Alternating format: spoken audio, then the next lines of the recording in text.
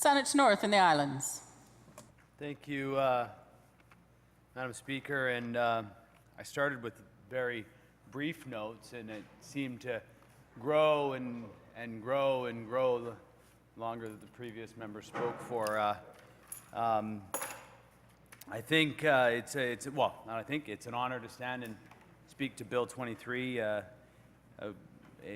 bill that starts to take action on developing a zone specifically for residential housing. I think one of the most important pieces of this bill, and I think one of the first things that I want to highlight with this bill is that it adds a level of protection and preservation of rental housing stock that is currently in the market.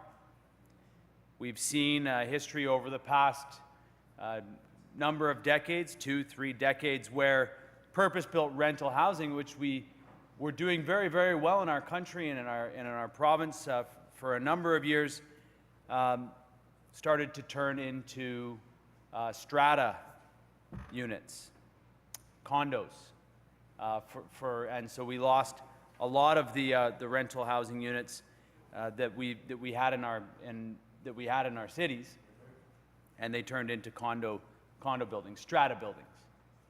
And so one of the things that this tool allows for is it allows for municipalities to identify important buildings that exist as rental units, and to say these units are going to stay as rentals. So whether they be in high density areas and the property goes back up for sale, developers will know that the future of that property will remain as part of the rental stock. And I think that the previous member highlighted some important reasons why we would want to keep rental units in and around universities, for an example, colleges. We would want to ensure that, in fact, those units stay within the rental stock. As well, there are a number of other reasons why we would want to keep rental units, and I think that what we've seen is actually a gutting of and what I hear on a regular basis is that there's been a gutting of the rental stock in our communities and in our cities, and it's created a serious imbalance. In fact, I would say that the last election was the biggest issue that I heard at the doorstep day in and day out was housing. Biggest problem that people faced in my riding and in ridings right across this province was a substantive housing challenge. And so while members in the official opposition stand and talk ad nauseum about the amazing housing plans that were put in place, I would suggest that in this case, elections were either won or lost, in this case, on a substantive housing challenge, whether it be going and leaving it too heavily, leaning it too heavily to just the market, saying the market's going to fix everything for us. We'll let the market fix it. We'll just let the market fix it. And I think that there's some confusion amongst the Free Enterprise Coalition on this, really. Just leave the market. We'll just increase supply forever and ever, and endlessly increase supply. Like there's an endless supply of land out there to just keep building and building and building and chasing, building new schools, increasing costs everywhere in our society in order to just continue to endlessly build supply. That we know that doesn't work. You can't just continue to endlessly build supply. You create communities that people don't want to live in. They're not nice communities. They're not diverse communities. As the member before me was saying, it's important that we have diverse communities, and I think that one of the things that this bill does is it ensures that there are going to be renters and that part of the demographic within our communities. There's also the narrative that we hear quite often is that don't raise taxes and ignore the social problems. Those two have to come hand in hand. You can't not raise taxes and pay for social programs and support people. And so that's another part of it. We're going to build houses endlessly, and we're going to ignore the social problems. And I think that as we found that was probably the quickest way to the opposition benches to take that approach.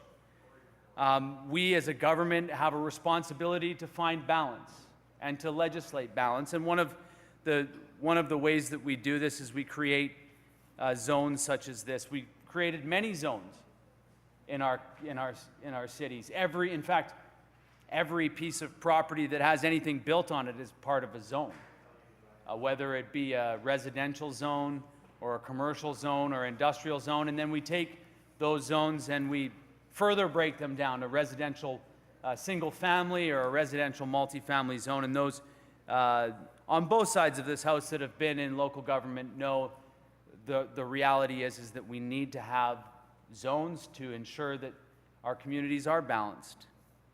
And I think that one of the threats that was identified in the debate here today was that all of a sudden there's going to be vast swaths of communities that are only going to be rental, which would be similar, I guess, to the vast swaths of lands in my communities that are residential single family, or the vast swaths of lands in my community that are residential multifamily. And I would suggest that the planners and the city forefathers that built our communities like that didn't build enough diversity, frankly, and in fact is causing a lot of the same problems, increasing costs, pushing children and youth and young families out of communities, making them essentially just retirement zones, which is a substantive challenge. It's happening in my riding, that we've got great schools, and yet by having it just left to the market, there's less diversity in our communities. And so I think that this is where I think the government's role, and I think it's very difficult to just argue that real estate is a free market. I think the fact of the matter is that every piece of property and every building built is in a zone, is in a regulated environment. The real estate industry is a highly regulated environment. Some would suggest it needs to have more regulations, even. And so this is a highly regulated area, and I think that there are high costs to imbalance, and city planners and city decision makers, community decision makers, have got to weigh those costs very carefully. The social, environmental, and economic costs of having too much of one type of housing or one type of zone and not enough diversity. And so I don't think that municipal governments necessarily, I mean, there is obviously a chance that they may zone vast swaths of rental housing. I would suggest that they should use this and that they would use this new tool at their disposal to preserve residential or rental units within their residential neighborhoods, and to ensure that the market, which would say, you know, this would be a great piece of property to go from being a rental unit, a rental building, to a strata building or a condo building, which of course the developer and the development community could gain a lot more profit from doing that, from making that move. It might not be what's in the best interest of the community, and so this would be a tool for city councils, for town councils to use. I think that it's important for us to be giving tools, and this is an example of a bill in which the provincial government is enabling another tool for municipal councils to use, and I think that is important.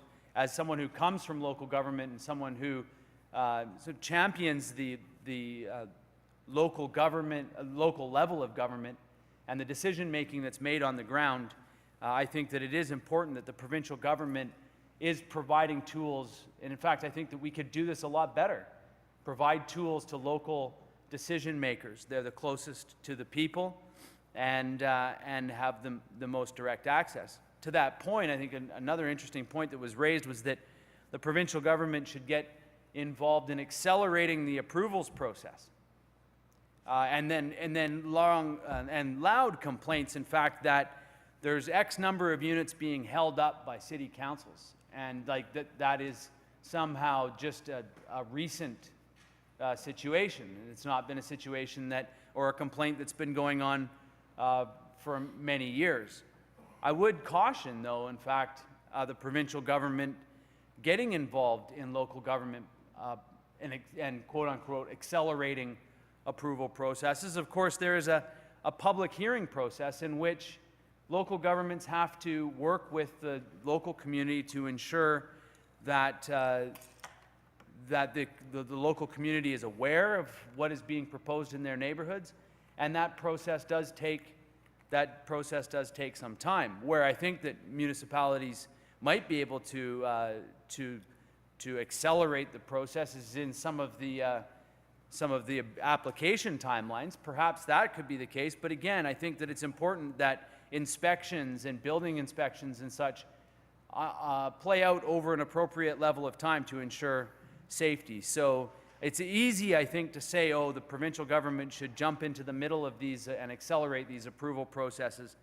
But I think that there's also some negative drawback, or some drawbacks to that, in that a very fundamental part of the job of a city or district council is to engage the community and to ensure that they're aware of how their communities may or may not be changing. So at this stage, I'm going to take my seat. I just wanted to point out that I think that giving the local governments the opportunity to use this as a tool in order to direct and guide and to preserve and indeed in the future perhaps build new rental housing stock by using this zone, I think is a good start. And perhaps as we work to unpack some of the challenges that were inherited and that have been dealt with over the past year with respect to a wildly unsustainable housing market, that more tools will be given to the municipalities in order to be able to make some of the decisions that they need in order to put both market and non-market houses, homes for people, make them available. So thank the Minister. I look forward to the committee stage of this bill, and I'll take my seat at this time. Thank you, Madam Speaker.